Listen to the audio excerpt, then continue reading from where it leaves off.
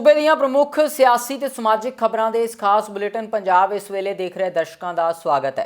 मैं हाँ जगदीश संधू। बुलेटिन की शुरुआत करते हैं राहुल गांधी की पंजाब फेरी तो। राहुल गांधी अज पंजाब फेरी ते सन। श्री अमृतसर साहिब विखे पहुंचे, जिथे उन्होंने दरबार साहिब विखे नतमस्तक होए। राहुल गांधी दे नाल इस फेरी दौरान नवजोत सिंह सिद्धू, CM चरणजीत सिंह चन्नी और कांग्रेस के होर कई सियासी आगू मौजूद सन। इस दे नाल ही उन्हां दे नाल कांग्रेस के विधान सभा के लिए उम्मीदवार भी मौजूद सन। इन्हां सारे कांग्रेस के आगुआं ने श्री दरबार साहिब विखे नतमस्तक होए, मत्था टेकिया ते लंगर भी छकिया।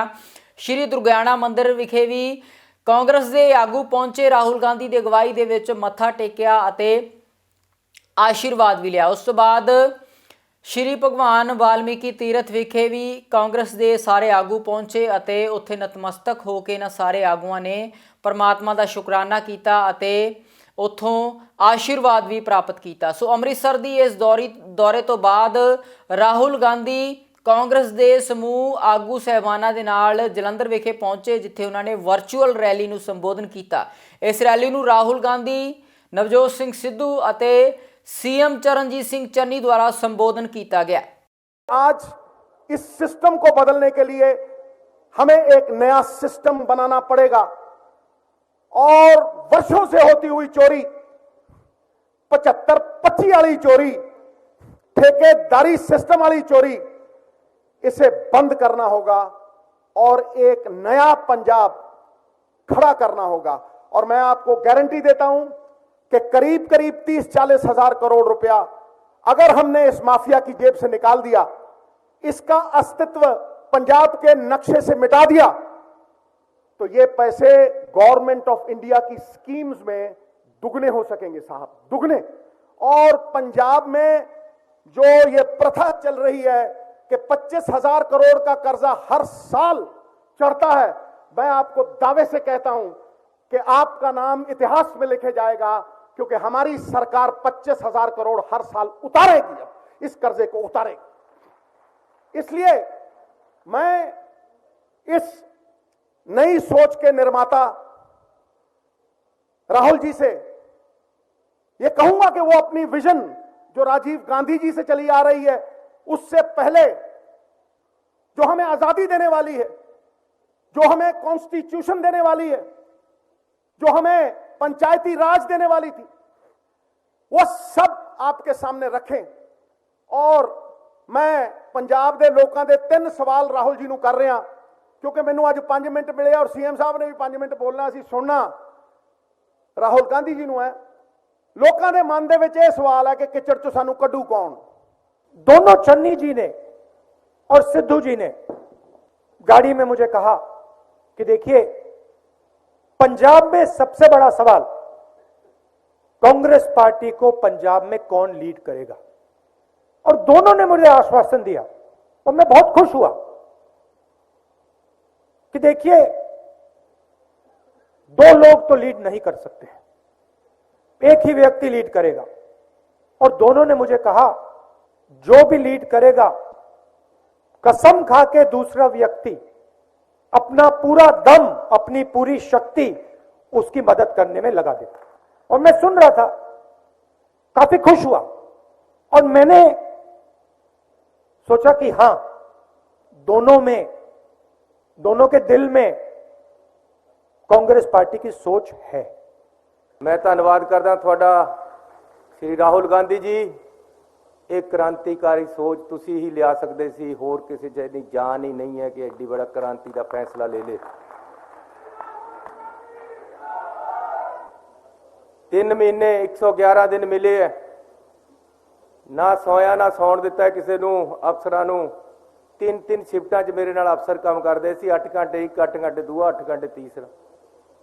पंजाब के लोगों के वो मसले हल किए है, साडे सारिਆਂ ने रल के, पार्टी ने, कैबिनेट ने, MLAs ने एकजुट होकर काम करिया है। और बिजली के बिल जिहड़े तारे नहीं सी जांदे, ऐसी एक दस्खतां दे नाल सारे माफ करते, बकाए 2 किलोवाट तक दे जिन्ने बकाए खड़े सी एडे एडे बिलों के 3 रुपये रेट बिजली का घटाया है। अज हिंदुस्तान सब तो ज्यादा बिजली सस्ती है पंजाब दे विच। ਪਾਣੀ ਦੇ ਬਕਾਏ ਮਾਫ ਕਰਤੇ, ਪਾਣੀ ਦੇ ਰੇਟ ਘਟਾਤੇ, ਪਾਣੀ ਦੀਆਂ ਟੈਂਕੀਆਂ ਦੇ ਸਾਰੇ ਪੁਰਾਣੇ ਬਿੱਲ ਮਾਫ ਕਰਤੇ, ਅੱਗੇ ਨੂੰ ਬਿੱਲ ਆਉਣਾ ਹੀ ਨਹੀਂ। ਪੈਟਰੋਲ 10 ਰੁਪਏ ਸਸਤਾ ਕੀਤਾ ਹੈ, ਡੀਜ਼ਲ 5 ਰੁਪਏ ਸਸਤਾ ਕੀਤਾ ਹੈ, ਰੇਤਾ ਖੱਡ ਤੇ 5.5 ਰੁਪਏ ਮਿਲ ਲਾਤਾ। ਜਿੰਨੀਆਂ ਗਊਸ਼ਾਲਾ ਹੈ ਪੰਜਾਬ ਦੇ ਵਿੱਚ ਰਜਿਸਟਰਡ, ਸਾਰਿਆਂ ਦਾ 21 ਕਰੋੜ ਰੁਪਇਆ ਪੁਰਾਣਾ ਬਕਾਇਆ ਬਿਜਲੀ ਦਾ ਮਾਫ ਕੀਤਾ, ਅੱਗੇ ਨੂੰ ਬਿੱਲ ਨਹੀਂ ਆਉਣਾ। ਤੇ ਨਾਲ 5 ਲੱਖ ਰੁਪਇਆ ਹਰੇਕ ਗਊਸ਼ਾਲਾ ਨੂੰ ਅਕੀਦੇ ਵੱਲੋਂ 23 ਕਰੋੜ ਰੁਪਇਆ ਦਿੱਤਾ। ਤੇ ਉਧਰ ਬੀਜੇਪੀ ਵੱਲੋਂ ਵਿਧਾਨ ਸਭਾ ਦੇ ਲਈ ਆਪਣੀ ਦੂਜੀ ਲਿਸਟ ਜਾਰੀ ਕਰ ਦਿੱਤੀ ਗਈ ਹੈ। ਦੂਸਰੀ ਲਿਸਟ ਦੇ ਵਿੱਚ ਬੀਜੇਪੀ ਵੱਲੋਂ 27 ਉਮੀਦਵਾਰਾਂ ਦੇ ਨਾਵਾਂ ਦਾ ਐਲਾਨ ਕੀਤਾ ਗਿਆ ਹੈ। ਬੀਜੇਪੀ ਵੱਲੋਂ ਜਿਨ੍ਹਾਂ ਉਮੀਦਵਾਰਾਂ ਦੇ ਨਾਵਾਂ ਦਾ ਐਲਾਨ ਕੀਤਾ ਗਿਆ ਉਹਨਾਂ ਵਿੱਚ ਚਮਕੌਰ ਸਾਹਿਬ ਤੋਂ ਦਰਸ਼ਨ ਸਿੰਘ ਸ਼ਿਵਜੋਤ ਨੂੰ ਉਮੀਦਵਾਰ ਬਣਾਇਆ ਗਿਆ ਹੈ। ਐਸਐਸ ਨਗਰ ਤੋਂ ਸੰਜੀਵ ਵਸ਼ਿਸ਼ਟ ਨੂੰ ਬੀਜੇਪੀ ਵੱਲੋਂ ਉਮੀਦਵਾਰ ਬਣਾਇਆ ਗਿਆ। ਸਮਰਾਲਾ ਤੋਂ ਰਣਜੀਤ ਸਿੰਘ ਗੱਲੇਵਾਲ ਉਮੀਦਵਾਰ ਬਣੇ ਨੇ। ਲੁਧਿਆਣਾ ਉੱਤਰੀ ਤੋਂ ਪ੍ਰਵੀਨ ਬੰਸਲ ਨੂੰ ਟਿਕਟ ਦਿੱਤੀ ਗਈ ਹੈ ਤੇ ਮੋਗਾ ਤੋਂ ਹਰਜੋਤ ਕਮਲ ਨੂੰ ਬੀਜੇਪੀ ਦਾ ਉਮੀਦਵਾਰ ਬਣਾਇਆ ਗਿਆ। ਇਸ ਤੋਂ ਇਲਾਵਾ ਗੁਰੂ ਹਰਸਹਾਏ ਤੋਂ ਗੁਰਪ੍ਰਵੇਤ ਸਿੰਘ ਸੰਧੂ ਨੂੰ ਉਮੀਦਵਾਰ ਬਣਾਇਆ ਗਿਆ। ਹਲਕਾ ਬੁੱਲੇਆਣਾ ਤੋਂ ਵੰਦਨਾ ਸਾਂਗਵਾਨ ਨੂੰ ਉਮੀਦਵਾਰ ਦੇ ਤੌਰ ਤੇ ਬੀਜੇਪੀ ਵੱਲੋਂ ਉਤਾਰਿਆ ਗਿਆ। ਲੰਬੀ ਹਲਕੇ ਤੋਂ ਰਕੇਸ਼ ਢੀਂਗਰਾ ਨੂੰ ਉਮੀਦਵਾਰ ਬਣਾਇਆ ਗਿਆ, ਜਦਕਿ ਮੌੜ ਤੋਂ ਦਿਆਲ ਸਿੰਘ ਸੋਢੀ ਨੂੰ ਉਮੀਦਵਾਰ ਦੇ ਤੌਰ ਤੇ ਉਤਾਰਿਆ ਗਿਆ। ਬਰਨਾਲਾ ਤੋਂ ਧੀਰਜ ਕੁਮਾਰ, ਧੂਰੀ ਤੋਂ ਰਣਦੀਪ ਸਿੰਘ ਦਿਓਲ, ਨਾਭਾ ਤੋਂ ਗੁਰਪ੍ਰੀਤ ਸਿੰਘ ਸ਼ਾਹਪੁਰ, ਰਾਜਪੁਰਾ ਤੋਂ ਜਗਦੀਸ਼ ਕੁਮਾਰ ਜੱਗਾ ਅਤੇ ਘਨੌਰ ਤੋਂ ਵਿਕਾਸ ਸ਼ਰਮਾ ਨੂੰ ਉਮੀਦਵਾਰ ਦੇ ਤੌਰ ਤੇ ਬੀਜੇਪੀ ਵੱਲੋਂ ਉਤਾਰਿਆ ਗਿਆ। ਪੋਹਾ ਤੋਂ ਸੀਮਾ ਕੁਮਾਰੀ, ਗੁਰਦਾਸਪੁਰ ਤੋਂ ਪਰਮਿੰਦਰ ਸਿੰਘ ਗਿੱਲ, ਬਟਾਲਾ ਤੋਂ ਫਤਿਹ ਸਿੰਘ ਬਾਜਵਾ, ਡੇਰਾ ਬਾਬਾ ਨਾਨਕ ਤੋਂ ਕੁਲਦੀਪ ਸਿੰਘ ਕਾਲੋਂ, ਮਜੀਠਾ ਤੋਂ ਪ੍ਰਦੀਪ ਸਿੰਘ ਭੁੱਲਰ, ਅੰਮ੍ਰਿਤਸਰ ਵੈਸਟ ਤੋਂ ਅਮਿਤ ਵਾਲਮੀਕੀ, ਅਟਾਰੀ ਤੋਂ ਬਲਵਿੰਦਰ ਕੌਰ, ਫਗਵਾੜਾ ਤੋਂ ਵਿਜੇ ਸਾਪਲਾ, ਸ਼ਾਹਕੋਟ ਤੋਂ ਨਰਿੰਦਰਪਾਲ ਸਿੰਘ ਚਾਂਦੀ ਨੂੰ ਉਮੀਦਵਾਰ ਬਣਾਇਆ ਗਿਆ। ਇਸ ਤੋਂ ਇਲਾਵਾ ਕਰਤਾਰਪੁਰ ਤੋਂ ਸੁਰਿੰਦਰ ਮਹੇ, ਜਲੰਧਰ ਕੈਂਟ ਤੋਂ ਸਰਬਜੀਤ ਸਿੰਘ ਮੱਕੜ, ਅਨੰਦਪੁਰ ਸਾਹਿਬ ਤੋਂ ਪਰਮਿੰਦਰ ਸ਼ਰਮਾ ਅਤੇ ਰੂਪਨਗਰ ਤੋਂ ਇਕਬਾਲ ਸਿੰਘ ਲਾਲਪੁਰਾ ਨੂੰ ਬੀਜੇਪੀ ਵੱਲੋਂ ਉਮੀਦਵਾਰ ਦੇ ਤੌਰ ਤੇ ਉਤਾਰਿਆ ਗਿਆ। ਆਮ ਆਦਮੀ ਪਾਰਟੀ ਦੇ ਸੀਐਮ ਚਿਹਰੇ ਅਤੇ ਸੰਗਰੂਰ ਤੋਂ ਐਮਪੀ ਭਗਵੰਤ ਮਾਨ ਦੁਆਰਾ ਵੀ ਅੱਜ ਪ੍ਰੈਸ ਕਾਨਫਰੰਸ ਕੀਤੀ ਗਈ ਹੈ। ਪ੍ਰੈਸ ਕਾਨਫਰੰਸ ਨੂੰ ਸੰਬੋਧਨ ਕਰਦਿਆਂ ਭਗਵੰਤ ਮਾਨ ਨੇ ਕਿਹਾ ਕਿ ਆਮ ਆਦਮੀ ਪਾਰਟੀ ਵੱਲੋਂ ਬੇਹੱਦ ਆਮ ਉਮੀਦਵਾਰਾਂ ਨੂੰ ਉਮੀਦਵਾਰ ਦੇ ਤੌਰ ਤੇ ਟਿਕਟਾਂ ਦਿੱਤੀਆਂ ਗਈਆਂ ਨੇ, ਜਦਕਿ ਉਹਨਾਂ ਦਾ ਮੁਕਾਬਲਾ ਕਾਂਗਰਸ ਅਤੇ ਸ਼੍ਰੋਮਣੀ ਅਕਾਲੀ ਦਲ ਵਰਗੀਆਂ ਪਾਰਟੀਆਂ ਦੇ ਧਨਾੜ ਉਮੀਦਵਾਰਾਂ ਦੇ ਨਾਲ ਹੈ। ਭਗਵੰਤ ਮਾਨ ਨੇ ਇਸ ਮੌਕੇ ਆਮ ਆਦਮੀ ਪਾਰਟੀ ਦੇ ਉਮੀਦਵਾਰਾਂ ਦੀ ਜਿੱਤ ਦਾ ਦਾਅਵਾ ਕੀਤਾ ਹੈ ਤੇ ਇਸ ਦੇ ਨਾਲ ਵਿਰੋਧੀ ਸਿਆਸੀ ਪਾਰਟੀਆਂ ਦੇ ਉੱਪਰ ਸਿਆਸੀ ਇਲਜ਼ਾਮ ਵੀ ਲਗਾਏ ਨੇ। ਇਸ ਮੌਕੇ ਨਵਜੋਤ ਸਿੰਘ ਸਿੱਧੂ ਤੇ ਮਜੀਠੀਆ ਉੱਪਰ ਵੀ ਤਿੱਖੇ ਸਿਆਸੀ ਤੰਜ ਭਗਵੰਤ ਮਾਨ ਨੇ ਕੱਸੇ ਨੇ। ਉਹਨਾਂ ਕਿਹਾ ਹੈ ਕਿ ਸਿੱਧੂ ਤੇ ਮਜੀਠੀਆ ਇੱਕ ਦੂਸਰੇ ਤੇ ਇਲਜ਼ਾਮ ਲਗਾ ਰਹੇ ਨੇ। ਇੱਕ ਪਾਸੇ ਮਿਨਿਸਟਰ ਵਿਜੇਂਦਰ ਸਿੰਗਲਾ, ਇੱਕ ਪਾਸੇ ਬਹੁਤ ਹੀ ਅਰਬਪਤੀ ਅਰਵਿੰਦ ਖੰਨਾ ਸੰਗਰੂਰ ਤੋਂ, ਤੇ ਸਾਡੇ ਵੱਲੋਂ ਨਰਿੰਦਰ ਕੌਰ ਭਰਾਜ, ਜਿਹੜੀ ਕੁੜੀ ਘਰੇ ਸਵੇਰੇ ਪਹਿਲਾਂ ਘਰ ਦੇ ਕੰਮ ਕਰਕੇ ਉਸ ਤੋਂ ਬਾਅਦ ਕੈਂਪੇਨ ਤੇ ਜਾਂਦੀ ਹੈ ਤੇ ਉਹ ਹਰਾਊਗੀ ਇਹਨਾਂ ਦੋਨਾਂ ਧਨਾਢਾਂ ਨੂੰ।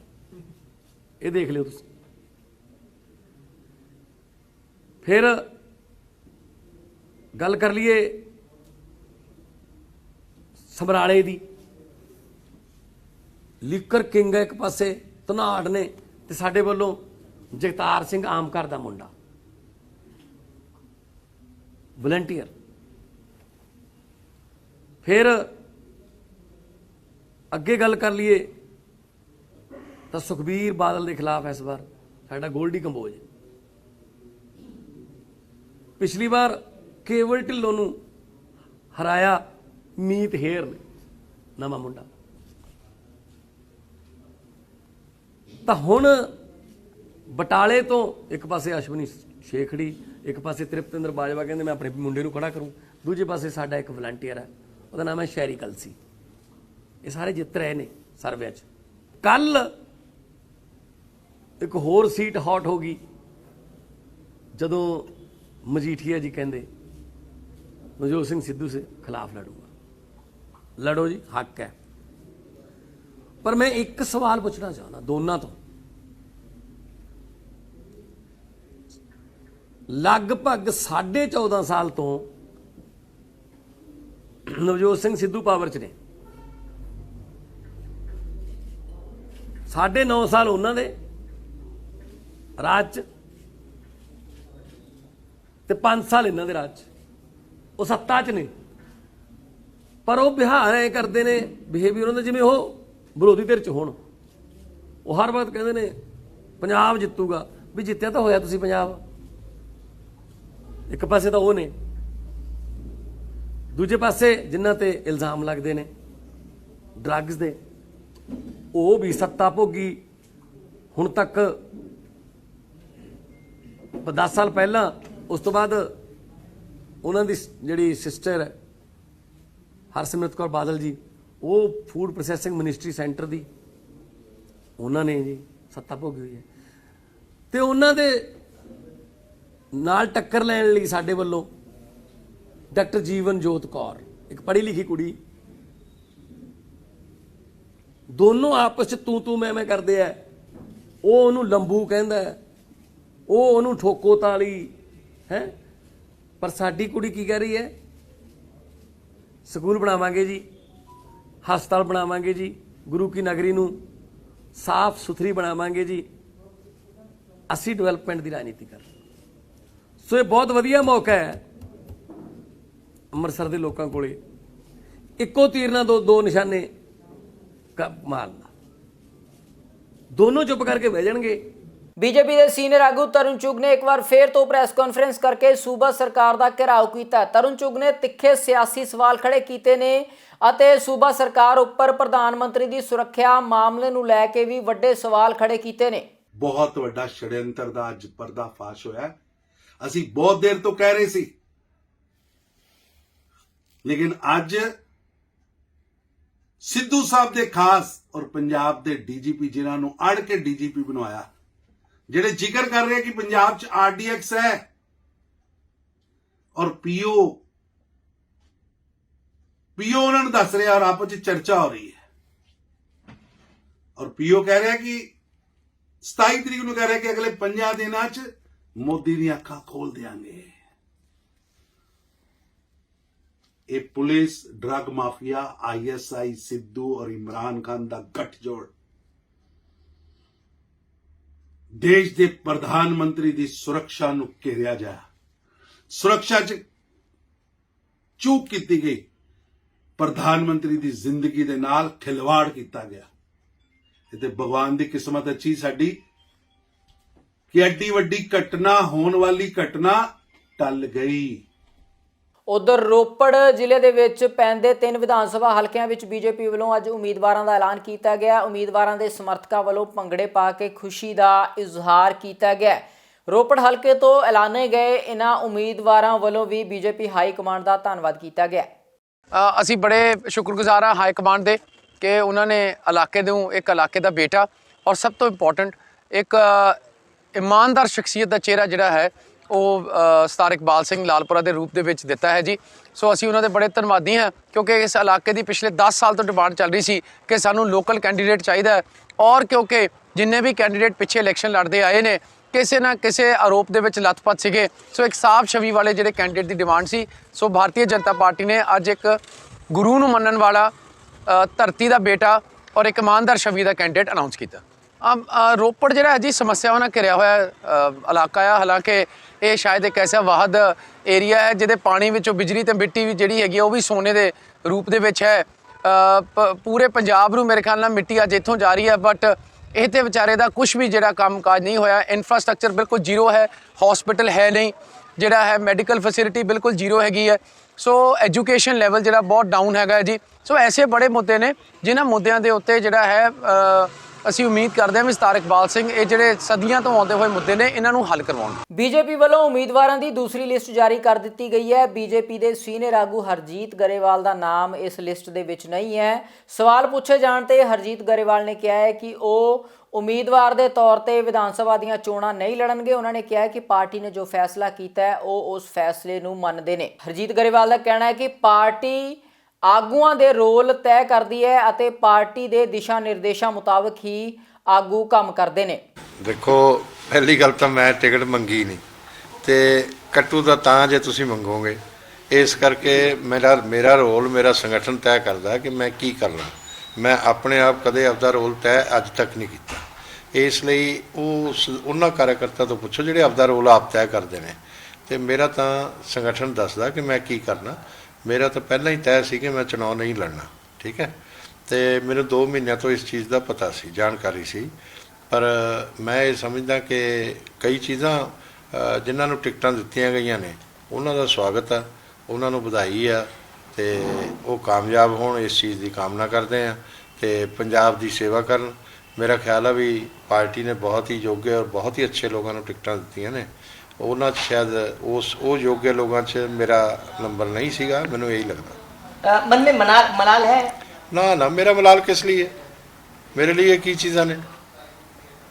ਮੇਰੇ ਲਈ ਇੱਕ MLA ਨੂੰ ਜਿਹੜਾ ਹੈਗਾ ਪੂਰੇ ਪੰਜਾਬ 'ਚ ਨਹੀਂ ਕੋਈ ਲੋਕ ਜਾਣਦੇ ਹੁੰਦੇ, ਨਾਂ ਨਹੀਂ ਪਤਾ ਹੁੰਦਾ। ਮੇਰਾ ਘੱਟੋ ਘੱਟ ਪੂਰੇ ਦੇਸ਼ ਦੇ ਅੰਦਰ ਜਿੱਥੇ ਜਿੱਥੇ ਪੰਜਾਬੀ ਰਹਿੰਦਾ ਘੱਟ ਤੋਂ ਘੱਟ ਨਾਂ ਤਾਂ ਜਾਣਦੇ ਆ, ठीक है। इस करके कोई मलाल नहीं है। किसान आंदोलन में आपने खूब जो है अपनी जमकर जो है किसानों के लिए खुलकर बीजेपी का पक्ष रखा, लेकिन जिस तरीके से टिकट काटा गया है तो कहीं ना कहीं दुख कार्यकर्ताओं में तो देखने को मिल रहा है। देखो, इस तरह के मैं तो आपदे लीडर दे नाल खड़ा। मैं तो साफ कहना हुन्ना, जिन्हों साडा लीडर पसंद ना होवे, जिन्हों साडी विचारधारा पसंद ना होवे पार्टी दी, वो साडे पार्टी च ना आवे ते ना रहे। ਇਕਬਾਲ ਸਿੰਘ ਲਾਲਪੁਰਾ ਨੂੰ ਬੀਜੇਪੀ ਵੱਲੋਂ ਰੂਪਨਗਰ ਹਲਕੇ ਤੋਂ ਟਿਕਟ ਦੇ ਨਾਲ ਨਵਾਜਿਆ ਗਿਆ। ਇਕਬਾਲ ਸਿੰਘ ਲਾਲਪੁਰਾ ਨੇ ਟਿਕਟ ਦੇਣ ਦੇ ਲਈ ਬੀਜੇਪੀ ਹਾਈ ਕਮਾਂਡ ਦਾ ਧੰਨਵਾਦ ਕੀਤਾ ਹੈ। ਉਹਨਾਂ ਦੇ ਸਮਰਥਕਾਂ ਵੱਲੋਂ ਲੱਡੂ ਵੰਡ ਕੇ ਖੁਸ਼ੀ ਮਨਾਈ ਗਈ ਹੈ। ਮੈਂ ਪਾਰਟੀ ਦਾ ਧੰਨਵਾਦ ਕਰਦਾ ਸਾਡੇ ਪ੍ਰਧਾਨ ਮੰਤਰੀ ਸ਼੍ਰੀ ਨਰਿੰਦਰ ਮੋਦੀ ਜੀ ਦਾ, ਸ਼੍ਰੀ ਅਮਿਤ ਸ਼ਾਹ ਜੀ ਦਾ, JP ਨੱਡਾ ਜੀ ਦਾ, BL ਸੰਤੋਸ਼ ਜੀ ਦਾ, ਪੰਜਾਬ ਦੀ ਲੀਡਰਸ਼ਿਪ ਜਿਹੜੇ ਅਸ਼ਵਨੀ ਸ਼ਰਮਾ ਜੀ ਤੇ ਹੋਰ ਸਾਰੇ ਜਿਨ੍ਹਾਂ ਨੇ ਮੇਰੇ ਤੇ ਵਿਸ਼ਵਾਸ ਕੀਤਾ ਔਰ ਮੈਨੂੰ ਹਦਾਇਤ ਕੀਤੀ ਹੈ ਕਿ ਮੈਂ ਲੋਕ ਕਚਹਿਰੀ 'ਚ ਪੇਸ਼ ਹੋ ਕੇ ਲੋਕਾਂ ਨੂੰ ਇੱਕ ਚੰਗੇ ਮਾਰਗ 'ਤੇ ਲੈ ਕੇ ਜਾਣ ਦੇ ਲਈ ਉਦਮ ਕਰਾਂ। ਇਸ ਰੋਪੜ ਨੂੰ ਰੂਪਨਗਰ ਬਣਾਉਣ ਦਾ ਆਪਣਾ ਉਪਰਾਲਾ ਜਿਹੜਾ ਇਹਨੂੰ ਕੀਤਾ ਜਾਵੇ। ਜਿਹੜੇ ਹਾਲਾਤ ਬਣੇ ਹੋਏ ਨੇ ਅੱਜ ਪੰਜਾਬ ਦੇ, ਕੀ ਲੱਗਦਾ ਵੀ ਜਿਹੜੀਆਂ ਸਰਕਾਰਾਂ ਨੇ ਹੁਣ ਤੱਕ ਪੰਜਾਬ ਵਾਸਤੇ ਕੀਤਾ ਉਹ ਕਾਫੀ ਸੀ? ਪੰਜਾਬ ਵਾਸਤੇ ਕੀਤਾ ਹੀ ਕਿਸੇ ਨੇ ਕੁਛ ਨਹੀਂ। ਇੱਥੇ ਕੋਈ ਵੀ ਵਿਅਕਤੀ ਹੱਥ ਖੜਾ ਕਰਕੇ ਨਹੀਂ ਕਹਿ ਸਕਦਾ ਕਿ ਮੇਰਾ ਕੋਈ ਰਿਸ਼ਤੇਦਾਰ ਜਿਹੜਾ ਹੈ ਉਹਨੇ ਕੇਸ ਨਹੀਂ ਕਟਾਏ ਹੋਏ। ਕੋਈ ਹੱਥ ਖੜਾ ਕਰਕੇ ਨਹੀਂ ਕਹਿ ਸਕਦਾ ਕਿ ਮੇਰੇ ਕਿਸੇ ਰਿਸ਼ਤੇਦਾਰ ਨੇ ਕੇਸ ਨਹੀਂ ਰੱਖੇ ਹੋਏ। ਸੋ ਸਾਡਾ ਜਿਹੜਾ ਇਹ ਧਰਤੀ ਹੈ ਇਹ ਇੱਕੋ ਗੱਲ ਜਾਣਦੀ ਹੈ, ਜਾਹਰ ਪੀਰ ਜਗਤ ਗੁਰੂ ਬਾਬਾ, ਸਾਰਿਆਂ ਦੇ ਸਾਂਝੇ ਗੁਰੂ ਦੀ ਇਹ ਧਰਤੀ ਹੈ ਤੇ ਸਾਰਿਆਂ ਦਾ ਸਾਂਝਾ ਸਾਡਾ ਸੱਭਿਆਚਾਰ ਹੈ। ਸਾਡੀ ਰੋਟੀ ਬੇਟੀ ਤੇ ਸੱਭਿਆਚਾਰ ਦੀ ਸਾਂਝ ਹੈਗੀ ਹੈ, ਇਹਨੂੰ ਕਿਸੇ ਵੀ ਤਰ੍ਹਾਂ ਭੰਗ ਨਹੀਂ ਹੋਣ ਦਿੱਤਾ ਜਾਏਗਾ। ਮਾਫੀਆ ਰਾਜ ਜਿੱਥੇ ਹਨੇਰਾ ਹੁੰਦਾ ਉੱਥੇ ਚਾਨਣ ਨਹੀਂ ਹੁੰਦਾ, ਜਿੱਥੇ ਚਾਨਣ ਹੁੰਦਾ ਉੱਥੇ ਹਨੇਰੇ ਲਈ ਥਾਂ ਨਹੀਂ ਹੁੰਦੀ। ਇਹ ਗੁੰਡਾ ਰਾਜ ਖਤਮ ਹੋਏਗਾ। ਇਹ ਗੁੰਡੇ ਵੀ ਇੱਥੋਂ ਭੱਜਣਗੇ ਤੇ ਗੁੰਡਿਆਂ ਦੇ ਜਿਹੜੇ ਵਾਰਿਸ ਹੈਗੇ ਆ ਜਿਨ੍ਹਾਂ ਦੇ ਘਰੋਂ 10-10 ਕਰੋੜ ਰੁਪਈਆ ਮਿਲਦਾ ਉਹ ਵੀ ਫੜੇ ਜਾਣਗੇ। ਉਧਰ ਮਾਨਸਾ ਵਿਖੇ ਕਿਸਾਨ ਯੂਨੀਅਨ ਵੱਲੋਂ ਰੋਸ ਪ੍ਰਦਰਸ਼ਨ ਕੀਤਾ ਗਿਆ ਤੇ ਸੂਬਾ ਸਰਕਾਰ ਦੇ ਖਿਲਾਫ ਨਾਅਰੇਬਾਜ਼ੀ ਕੀਤੀ ਗਈ ਹੈ। ਕਿਸਾਨ ਆਗੂਆਂ ਦਾ ਕਹਿਣਾ ਹੈ ਕਿ ਬੱਸਾਂ ਦੀ ਸਹੂਲਤ ਉਹਨਾਂ ਦੇ ਪਿੰਡਾਂ ਨੂੰ ਸਹੀ ਤਰੀਕੇ ਦੇ ਨਾਲ ਨਹੀਂ ਮਿਲ ਰਹੀ, ਜਿਸ ਕਾਰਨ ਪਿੰਡ ਦੀਆਂ ਵਿਦਿਆਰਥਣਾਂ ਨੂੰ ਪਰੇਸ਼ਾਨੀਆਂ ਦਾ ਸਾਹਮਣਾ ਕਰਨਾ ਪੈ ਰਿਹਾ ਹੈ। ਜੋ ਸਰਕਾਰ ਵੋਟਾਂ ਵੇਲੇ ਵੱਡੇ ਵੱਡੇ ਗੱਪ ਮਾਰਦੀ ਹੈ, ਵੱਡੇ ਵੱਡੇ ਵਾਅਦੇ ਕਰਕੇ ਵਗ ਜਾਂਦੇ ਨੇ, ਜਿਹੜੇ ਇਹਨਾਂ ਦੇ ਇਕੱਲੇ ਵਾਅਦੇ ਹੀ ਹੁੰਦੇ ਨੇ। ਜਿਵੇਂ ਜਨਤਾ ਸੜਕਾਂ ਤੇ ਬੈਠੀ ਹੈ, ਜੇ ਇਹਨਾਂ ਦੇ ਲੋਕਾਂ ਦੇ ਵਾਅਦੇ ਪੂਰੇ ਕਰਦੇ ਹੋਵੇ ਸੜਕਾਂ ਤੇ ਆਉਣ ਦੀ ਇਹਨਾਂ ਨੂੰ ਕੀ ਲੋੜ ਪੈਣੀ ਸੀ। ਪਰ ਇੱਕ ਪਾਸੇ ਤਾਂ ਜਿਹੜੇ ਖੇਲਣ ਪਿੰਡ ਤੇ ਚਕੇਰੀਆਂ ਪਿੰਡ ਦੇ ਨੇ ਬੱਸ ਤੇ ਚੜ੍ਹਨ ਤੋਂ ਤਰਸ ਰਹੇ ਨੇ। ਜਦੋਂ ਇਹ ਬੱਸਾਂ ਹੀ ਨਹੀਂ ਉਹ ਪਿੰਡਾਂ ਦੇ ਵਿੱਚ ਭੇਜ ਸਕਦੇ, ਹੋਰ ਇਹ ਕਿਸਾਨਾਂ ਨੂੰ ਜਾਂ ਮਜ਼ਦੂਰਾਂ ਨੂੰ ਜਾਂ ਪਿੰਡ ਵਾਲਿਆਂ ਨੂੰ ਇਹ ਕੀ ਦੇ ਦੇਣਗੇ। ਪਰ ਸਾਡੇ ਜਿਹੜੇ ਉੱਥੇ ਬੱਚੇ ਨੇ ਪੜ੍ਹਨ ਵਾਲੇ ਉਹਨਾਂ ਨੂੰ ਖੱਜਲ ਖਰਾਬ ਹੋਣਾ ਪੈਂਦਾ। ਪਰ ਇਹਨਾਂ ਦੇ ਵੋਟਾਂ ਵੇਲੇ ਪੂਰੇ ਗੱਪ ਹੁੰਦੇ ਨੇ। ਸਾਡੇ ਕੋਈ ਰਿਸ਼ਤੇਦਾਰੀ 'ਚ ਜਾਣ ਆਉਣ ਵਾਲਾ ਹੁੰਦਾ ਉਹਨੂੰ ਖੱਜਲ ਖਰਾਬ ਹੋਣਾ ਪੈਂਦਾ, ਕਿਉਂਕਿ ਜਿਹੜੀਆਂ ਬੱਸਾਂ ਦੇ ਪਰਮਿਟ ਨੇ ਤੇ ਰੂਟ ਨੇ ਖੇਲਣ ਚਕੇਰੀਆਂ ਦੇ ਵਿੱਚ ਦੀ ਬਣੇ ਹੋਏ ਨੇ। ਪਰ ਉਹ ਕਰਦੇ ਕੀ ਨੇ, ਇੱਥੋਂ ਕੋਟ ਲੱਲੂ ਹੋ ਕੇ ਬੱਪੀਆਂ ਨਾਲ ਬਾਇਆ ਫਾਫੜੇ ਕੱਢ ਕੇ ਉੱਥੇ ਮਾਖਾ ਮੋੜ ਤੇ ਲਾ ਕੇ ਜਾਂ ਲੱਲੂਆਣਾ ਚਕੇਰੀਆਂ ਦੀ ਸਵਾਰੀਆਂ ਨੂੰ ਲੱਲੂਆਣਾ ਕੋਟ ਲੱਲੂ ਲਾ ਦਿੰਦੇ ਨੇ, ਖੇਲਣ ਦੀਆਂ ਸਵਾਰੀਆਂ ਨੂੰ ਮਾਖਾ ਉੱਥੇ ਲਾ ਦਿੰਦੇ ਨੇ ਮੋੜ ਤੇ, ਉਦੋਂ ਬਾਅਦ ਗਾਹਾਂ ਚਲੇ ਜਾਂਦੇ ਨੇ। ਇਹ ਧਰਨਾ ਕੋਈ ਅੱਜ ਅਸੀਂ ਪਹਿਲੀ ਵਾਰ ਨਹੀਂ ਦਿੱਤਾ, ਘੱਟ ਤੋਂ ਘੱਟ 4-5 ਸਾਲ ਹੋ ਗਏ ਤੇ 2-3 ਧਰਨੇ ਪਹਿਲਾਂ ਵੀ ਅਸੀਂ ਦਿੱਤੇ ਨੇ। ਹੁੰਦਾ ਉੱਥੇ ਕੀ ਹੈ ਜਦੋਂ ਅਸੀਂ ਧਰਨਾ ਦੇ ਦਿੰਦੇ ਕੋਈ ਅਧਿਕਾਰੀ ਆਉਂਦਾ ਹੈ, ਵਿਸ਼ਵਾਸ ਦਿਵਾ ਜਾਂਦਾ ਹੈ, 2-4 ਦਿਨ ਬੱਸਾਂ ਚੱਲਦੀਆਂ ਘੁੰਮਦੀ ਨੀਂਦ ਫੇਰ ਸੌਂ ਜਾਂਦੇ ਨੇ। ਆ ਵੋਟਾਂ ਲੈਣ ਦੀ ਖਾਤਰ ਇੱਥੇ ਪਿੰਡਾਂ ਦੇ ਵਿੱਚ ਭੇਜ ਰਹੇ ਨੇਗੇ। ਕਾਂਗਰਸ ਵਾਲੇ ਕਾਂਗਰਸ ਦਾ ਜ਼ੋਰ ਲਾਈ ਜਾਂਦੇ ਨੇ, ਕਾਲੀ ਕਾਲੀਆਂ ਦਾ ਲਾਈ ਜਾਂਦੇ ਨੇ, ਆਪ ਵਾਲੇ ਆਪ ਵਾਲਿਆਂ ਦਾ ਜ਼ੋਰ ਲਾਈ ਜਾਂਦੇ ਨੇ। ਇਹਨਾਂ ਨੂੰ ਐ ਨਹੀਂ ਦਿੰਦਾ ਵੀ ਇਹ ਖੇਲਣ ਤੇ ਚਕੇਰੀਆਂ ਦੇ ਵਿੱਚ ਬੱਸਾਂ ਨਹੀਂ ਜਾਂਦੀਆਂ ਹੈਗੀਆਂ। ਸਾਡੇ 2 ਪਿੰਡਾਂ ਨੂੰ ਜਦੋਂ ਬੱਸਾਂ ਨਹੀਂ ਲਾ ਸਕਦੇ, ਅਸੀਂ ਕਿਵੇਂ ਇਹਨਾਂ ਤੋਂ ਉਮੀਦਾਂ ਰੱਖ ਲਾਂ ਵੀ ਸਾਡੇ ਕਰਜ਼ੇ ਮਾਫ ਕਰ ਦੇਣਗੇ, ਕਿਵੇਂ ਸਾਡੇ ਨੌਜਵਾਨਾਂ ਨੂੰ ਨੌਕਰੀਆਂ ਦੇ ਦੇਣਗੇ, ਕਿਵੇਂ ਸਾਨੂੰ ਇਹ ਸੁਰੱਖਿਅਤ ਰੱਖ ਸਕਦੇ ਨੇਗੇ। ਅਜੇ ਸਰਕਾਰਾਂ ਫੇਲ ਹੋ ਚੁੱਕੀਆਂ ਨੇਗੀਆਂ। ਅੱਜ ਅਸੀਂ ਇੱਥੋਂ ਦੀ ਪੰਜਾਬ ਦੀ ਸਰਕਾਰ ਦੀ ਇੱਥੇ ਘੜੀ ਭੰਨ ਕੇ ਇਹਨਾਂ ਨੂੰ ਦੱਸ ਕੇ ਜਾਵਾਂਗੇ ਤੇ ਆਉਣ ਵਾਲੇ ਦਿਨਾਂ ਦੇ ਵਿੱਚ ਅਸੀਂ ਸੰਘਰਸ਼ ਹੈ ਜਿਹੜਾ ਆਪਦਾ ਹੋਰ ਤੇਜ਼ ਕਰਾਂਗੇ। ਇਹ ਇਹਨਾਂ ਦੇ ਵਿਰੋਧ ਅਸੀਂ ਅੱਜ ਇੱਕ ਸਰਕਾਰ ਦੇ ਵਿਰੋਧ ਅਸੀਂ ਘੜੇ ਭੰਨਣ ਆਏ ਹੋਏ ਆ। ਸਾਨੂੰ ਸੜਕਾਂ ਤੇ ਬੈਠਣ ਦੀ ਕੀ ਜ਼ਰੂਰਤ ਸੀ? ਲਾਣ ਤਾਂ ਇਹਨਾਂ ਨੂੰ ਜਿਹੜੀਆਂ ਇਹ ਸਾਨੂੰ ਫੋਕੇ ਦਲਾਸੀਆਂ ਦੇ ਕੇ ਜਾਂਦੇ ਨੇ ਵੀ ਅਸੀਂ ਤੁਹਾਡੇ ਵਾਅਦੇ ਪੂਰੇ ਕਰਾਂਗੇ। ਕੋਈ ਸਾਡੇ ਵਾਅਦੇ ਨਹੀਂ ਪੂਰੇ ਕਰਦਾ, ਕੋਈ ਸਾਡੇ ਪਿੰਡ ਵਿੱਚ ਬੱਸ ਨਹੀਂ ਲਾਉਂਦਾ। ਜੇ ਸਾਡੇ ਅਸੀਂ ਇੱਕ ਚੇਤਾਵਨੀ ਦੇਣ ਆਏ ਆ ਤੇ ਜੇ ਕੋਈ ਸਾਡੇ ਪਿੰਡ ਵਿੱਚ ਇਹ ਹਜੇ ਵੀ 10 ਦਿਨ ਤੋਂ 4-5 ਦਿਨ ਤੋਂ ਬੱਸਾਂ ਨਾ ਇਹਨਾਂ ਨੇ ਲਾਗੂ ਕੀਤੀਆਂ, ਨਾ ਰੂਟ ਲਾਗੂ ਕੀਤੇ, ਜੋ ਵੀ ਅਸੀਂ ਇਹਨਾਂ ਦੇ ਨਾਲ ਜੋ ਪਿੰਡ ਵਿੱਚ ਵੋਟਾਂ ਲੈਣ ਆਉਣਗੀਆਂ, ਅਸੀਂ ਕੋਈ ਕਿਸੇ ਨੂੰ ਵੋਟ ਨਹੀਂ ਪਾਵਾਂਗੇ, ਕੋਈ ਕਿਸੇ ਨਾਲ ਖੜਾਂਗੇ ਨਹੀਂ, ਕੋਈ ਜਿਹੜੀ ਬਣਦਾ ਵੀ ਸਾਡੇ ਨਾਲ ਅਸੀਂ ਉਹੀ ਕਰਾਂਗੇ ਨਾਲ। ਸ਼੍ਰੋਮਣੀ ਅਕਾਲੀ ਦਲ ਵੱਲੋਂ ਵੀ ਪ੍ਰੈਸ ਕਾਨਫਰੰਸ ਕਰਕੇ ਸੂਬਾ ਸਰਕਾਰ ਦਾ ਘਿਰਾਓ ਕੀਤਾ ਗਿਆ ਹੈ। ਸ਼੍ਰੋਮਣੀ ਅਕਾਲੀ ਦਲ ਦੇ ਬੁਲਾਰੇ ਨੇ ਸੂਬਾ ਸਰਕਾਰ ਉੱਪਰ ਸੂਬੇ ਦੀ ਕਾਨੂੰਨ ਵਿਵਸਥਾ ਨੂੰ ਸਹੀ ਤਰੀਕੇ ਦੇ ਨਾਲ ਨਾ ਚਲਾਉਣ ਦੇ ਇਲਜ਼ਾਮ ਲਗਾਏ ਨੇ। ਪਹਿਲਾਂ ਤਾਂ ਜੋ ਕੁਝ ਕਹਿੰਦੇ ਰਹੇ, ਲੇਕਿਨ ਹੁਣ ਅਸਲੀਅਤ ਸਾਹਮਣੇ ਆਈ ਹੈ ਕਿ ਮੁੱਖ ਮੰਤਰੀ ਸਾਹਿਬ ਚਰਨਜੀਤ ਸਿੰਘ ਚੰਨੀ, ਹੋਮ ਮਿਨਿਸਟਰ ਸਾਹਿਬ ਰੰਧਾਵਾ ਸਾਹਿਬ, ਉਸ ਵੇਲੇ ਦੇ DGP ਚੱਟੋਪਾਧਿਆਏ ਸਾਹਿਬ ਨੇ ਜਿਹੜੀ ਸਟੇਟ ਦੀ ਸਿਕਿਉਰਿਟੀ ਦੇ ਲਈ ਸਭ ਤੋਂ ਇੰਪੋਰਟੈਂਟ ਵਿੰਗ ਹੁੰਦਾ ਹੈ, ਇਹ ਤੁਸੀਂ ਜਾਣਦੇ ਹੋ, ਉਹ ਇੰਟੈਲੀਜੈਂਸ ਵਿੰਗ ਹੁੰਦਾ ਹੈ। ਇੰਟੈਲੀਜੈਂਸ ਵਿੰਗ ਦੇ ਸੀਨੀਅਰ ਆਫੀਸਰ ਸਾਹਿਬਾਨ ਰਾਈਟ ਫਰੋਮ ਦਾ ਟਾਪ ਜਿਹੜੇ ਨੇ, they were placed at the disposal of a private agency। मैं रिपीट करदा हाँ कि स्टेट दी इंटैलीजेंस विंग जिहड़ी है, जिहदे senior most officer ADGP rank, DGP rank, IG rank, AIG rank ਦੇ ਹੁੰਦੇ ਨੇ, ਉਹ ਸਾਰੇ ਦੇ ਸਾਰੇ ਇੱਕ ਪ੍ਰਾਈਵੇਟ ਸਰਵੇ ਏਜੰਸੀ ਦੇ ਡਿਸਪੋਜ਼ਲ ਤੇ ਰੱਖਤੇ ਗਏ ਕਿ ਜੋ ਏਜੰਸੀ ਤੁਹਾਨੂੰ ਹੁਕਮ ਕਰੇ, ਜਿੱਥੇ ਤੁਹਾਡੀਆਂ ਡਿਊਟੀਆਂ ਲਾਵੇ ਔਰ ਜੋ ਤੁਹਾਡੇ ਤੋਂ ਇਹ ਚੀਜ਼ ਮੰਗਣ, ਜਿਹੜੀ ਇਨਫੋਰਮੇਸ਼ਨ ਮੰਗਣ ਇੰਟੈਲੀਜੈਂਸ ਦੀ, ਸਟੇਟ ਇੰਟੈਲੀਜੈਂਸ ਦੀ, ਜਿਹੜੀ ਕਿ ਆਪਾਂ ਜਾਣਦੇ ਹਾਂ ਕਿ ਸਟੇਟ ਇੰਟੈਲੀਜੈਂਸ ਕਿੰਨੀ ਸੈਂਸਿਟਿਵ ਚੀਜ਼ ਹੁੰਦੀ ਹੈ। ਸਾਰਾ ਲਾਅ ਐਂਡ ਆਰਡਰ ਸੂਬੇ ਦਾ ਅਮਨ ਇੰਟੈਲੀਜੈਂਸ ਦੀ ਗੈਦਰਿੰਗ ਦੇ ਉੱਤੇ ਡਿਪੈਂਡ ਕਰਦਾ ਹੈ। ਉਹ ਸਾਰਾ ਕੁਝ ਜਿਹੜਾ ਹੋਇਆ ਉਹਦੇ ਬਾਰੇ ਮੈਂ ਤੁਹਾਡੇ ਨਾਲ ਸ਼ੇਅਰ ਕਰਨਾ ਚਾਹੁੰਦਾ ਕਿ ਕੀ ਹੋਇਆ। ਮੁੱਖ ਮੰਤਰੀ ਸਾਹਿਬ ਨੇ ਔਰ ਰੰਧਾਵਾ ਸਾਹਿਬ ਨੇ ਇੱਕ ਮੀਟਿੰਗ ਕੀਤੀ ਇੰਟੈਲੀਜੈਂਸ ਵਿੰਗ ਦੇ ਨਾਲ, ਆਪਣੇ ਸੀਨੀਅਰ ਮੋਸਟ ਆਫੀਸਰ ਜਿਹੜੇ ਨੇ ADGP ਸਾਹਿਬ ਔਰ IG ਸਾਹਿਬਾਨ ਜਿਹੜੇ ਨੇ, ਉਹਨਾਂ ਨਾਲ ਇੱਕ ਮੀਟਿੰਗ ਕੀਤੀ ਔਰ ਉਸ ਮੀਟਿੰਗ ਇੰਟੈਲੀਜੈਂਸ ਸਿਕਿਉਰਿਟੀ ਦੀ ਜਿਹੜੀ ਮੀਟਿੰਗ ਹੈ ਉਹਦੇ ਵਿੱਚ ਪ੍ਰਾਈਵੇਟ ਏਜੰਸੀ ਦੇ ਬੰਦੇ ਬੈਠੇ। ਉਸ ਪ੍ਰਾਈਵੇਟ ਏਜੰਸੀ ਦਾ ਨਾਮ ਵੀ ਤੁਹਾਨੂੰ ਦੱਸਦਾ, ਉਹਦੀਆਂ ਡਿਟੇਲਸ ਵੀ ਸਾਰੀਆਂ ਤੁਹਾਨੂੰ ਦੇ ਰਿਹਾ ਮੈਂ। ਔਰ ਪ੍ਰਾਈਵੇਟ ਏਜੰਸੀ ਨੂੰ ਸੀਨੀਅਰ ਆਫੀਸਰ ਸਾਹਿਬਾਨ ਨੂੰ ਇਹ ਕਿਹਾ ਗਿਆ ਕਿ ਇਹ ਏਜੰਸੀ ਜਿਹੜੀ ਹੈ ਅੱਜ ਤੋਂ ਬਾਅਦ ਤੁਸੀਂ ਆਰਡਰਸ ਇਹਨਾਂ ਤੋਂ ਲੈਣੇ ਆ। ਸੂਬੇ ਦੀਆਂ ਪ੍ਰਮੁੱਖ ਸਿਆਸੀ ਤੇ ਸਮਾਜਿਕ ਖਬਰਾਂ ਦੇ ਇਸ ਖਾਸ ਬੁਲੇਟਿਨ ਦੇ ਵਿੱਚ ਫਿਲਹਾਲ ਇੰਨਾ ਹੀ। ਹੁਣ ਮੈਨੂੰ ਦਿਓ ਇਜਾਜ਼ਤ। ਧੰਨਵਾਦ।